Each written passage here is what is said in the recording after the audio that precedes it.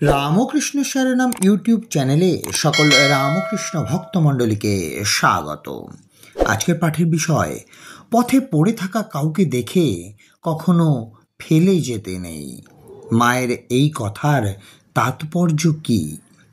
জননীং শারদাং দেবীং রামকৃষ্ণম জগদ্গুরুম পাদপদ্মে তয়ো স্থিত্বা প্রণমামি মুহুর্মুহু। সাল 1992। আমার বয়স এখন 87। আজ থেকে প্রায় 79-80 বছর আগে 1912-13 খ্রিস্টাব্দে আমার যখন 7-8 বছর বয়স, তখন মাকে প্রথম দেখি। আমার মামার বাড়ি বাগবাজারে। আমার দিদিমা প্রায়ই বাগবাজারে মায়ের বাড়িতে যেতেন মাকে দর্শন করতে। মামার বাড়ি এলে আমিও আমার দিদিমার সাথে মায়ের বাড়ি যেতাম।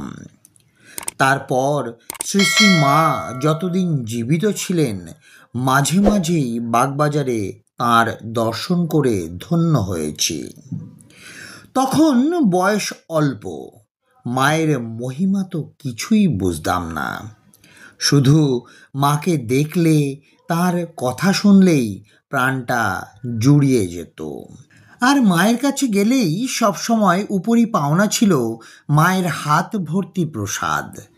যতদিন মা সুস্থ ছিলেন, মা নিজের হাতেই প্রসাদ দিতেন, সন্দেশ, ফল, কত কি।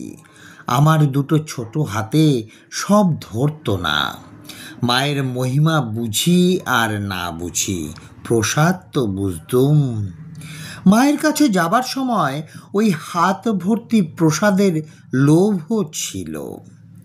শ্রী শ্রী মা, দিদিমা ও অন্যদের সঙ্গে কথা বলতেন, সেসব কথা শুনতাম, বুঝতাম না কিছুই। তবে মামাকে তিনি যা বলতেন তার কিছু কিছু এখনও আমার মনে আছে।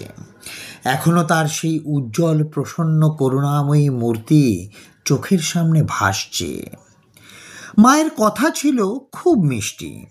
সেই মধুমাখা কথা এখনো কানে বাজে। মা একদিন আমাকে বলেছিলেন, মা, কখনো চুপচাপ বসে থেকো না, কিছু না কিছু কাজ করবে। কিছু একটা কাজ নিয়ে থাকতে হয়, নইলে অলস মনে নানা বদ চিন্তা এসে ভিড় করবে। একজন বয়স্ক মহিলাকে মা একদিন বলেছিলেন যে, রাস্তায় তুমি চলেছ, যদি দেখো সে রাস্তায় কেউ পড়ে গিয়েছে, তাকে তুমি তুলে দেবে। পথে পড়ে থাকা কাউকে দেখে কখনো ফেলে যেতে নেই। তখন ছোট ছিলাম আমি, মায়ের কথার তাৎপর্য বুঝিনি। পথে কিছু পেলেই কুড়িয়ে রাখতাম, কিন্তু বয়স যত বাড়ল তত বুঝতে পারলাম জগৎজননী কী বলতে চেয়েছেন। তার জীবন কথা পড়ে বুঝেছি যে তিনি পথে পড়ে থাকা জিনিস কুড়োতে বলেননি। তিনি বলেছেন, আমাদের প্রতিবেশী হোক, চেনা অচেনা হোক, কেউ যদি চলার পথে পড়ে যায়, তাকে বা তাদেরকে যেন আমরা হাত ধরে ঠিক পথে নিয়ে যাই। কারণ সকলের পথ তো একটাই, ভগবানের দিকে। আমি শুধু সেই পথে একা হাঁটব তা কেন হবে?